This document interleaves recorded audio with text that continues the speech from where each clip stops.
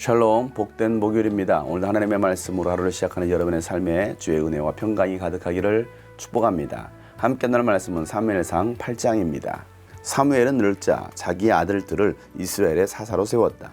맏아들의 이름은 요엘이요 둘째 아들의 이름은 아비야다. 그들은 브엘세바에서 사사로 일하였다. 그러나 그 아들들은 아버지의 길을 따라 살지 않고 돈벌이에만 정신이 팔려 뇌물을 받고서 치우치게 재판을 하였다. 그래서 이스라엘의 모든 장로가 모여서 라마로 사무엘을 찾아갔다. 그들이 사무엘에게 말하였다. 보십시오. 어른께서는 늙으셨고 아드님들은 어른께서 걸어오신 그 길을 따라 살지 않습니다. 그러므로 이제 모든 이방 나라들처럼 우리에게 왕을 세워주셔서 왕이 우리를 다스리게 하여 주십시오. 그러나 사무엘은 왕을 세워 다스리게 해달라는 장로들의 말에 마음이 상하여 주님께 기도를 드렸더니 주님께서 사무엘에게 말씀하셨다. 백성이 너에게 한 말을 다 들어주어라. 그들이 너를 버린 것이 아니라 나를 버려서 자기들의 왕이 되지 못하게 한 것이다. 그들은 내가 이집트에서 데리고 올라온 날부터 오늘까지 하는 일마다 그렇게 하여 나를 버리고 다른 신들을 섬기더니 너에게도 그렇게 하고 있다. 그러니 너는 이제 그들의 말을 들어주되 엄히 경고하여 그들을 다스릴 왕의 권한이 어떠한 것인지를 알려주어라. 사무엘은 왕을 세워달라고 요구하는 백성들에게 주님께서 하신 모든 말씀을 그대로 전하였다. 당신들을 다스릴 왕의 권한은 이러합니다. 그는 당신들의 아들들을 데려다가 그의 병거와 말을 다루는 일을 시키고 병거 앞에서 달리게 할 것입니다. 그는 당신들의 아들들을 천부장과 50부장으로 임명하기도 하고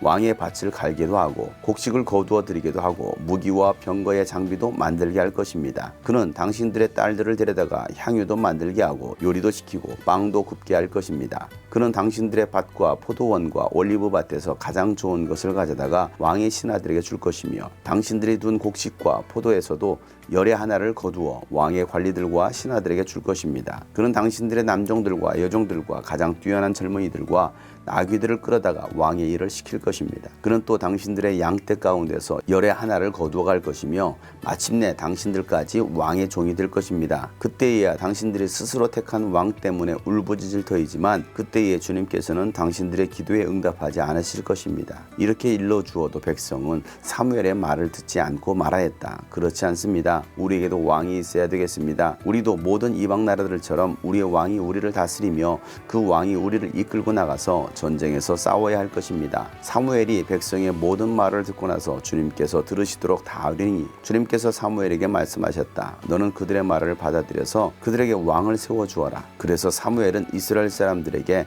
각자 자기의 성읍으로 돌아가라고 일렀다. 아멘. 사무엘이 늙자 이제는 자기 아들들을 이스라엘의 사사로 세우게 됩니다. 그런데 이 사무엘의 두 아들은 아버지의 길을 따라가지 않습니다. 오히려 돈벌이에만 정신이 팔려서 뇌물을 받고 재판도 치우치게 하는 것입니다. 사사로서 무엇을 해야 하는지 어떻게 살아야 되는지를 알지 못하는 것입니다. 사사를 세운 것은 돈벌이 하라고 세운 것이 아닌 것입니다. 전도사가 되고 목사가 되는 것은 돈벌이 하기 위해서 하는 것이 아닙니다. 그런데 오늘날 일부는 돈벌이 하기 위해서 그런 일들을 하고 있는 사람들이 있습니다. 사무엘의 두 아들들이 사무엘이 걸어온 그 길을 따라가지 않음으로 인해서 이스라엘 백성들이 고통 가운데 놓이게 되는 것입니다. 마치 엘리 제사장의 두 아들들이 타락하고 범죄함으로 백성들이 고통을 당했던 것처럼 사무엘의 아들들을 통해서도 동일한 일이 일어나고 있는 것입니다. 사무엘은 하나님의 말씀대로 순종하며 잘 살았지만 그의 자식들은 제대로 훈련시키지 않은 것입니다. 제대로 가르치지 않은 것입니다. 부모의 신앙이 훌륭하다고 해서 자녀들이 저절로 신앙이 세워지는 것이 아닙니다.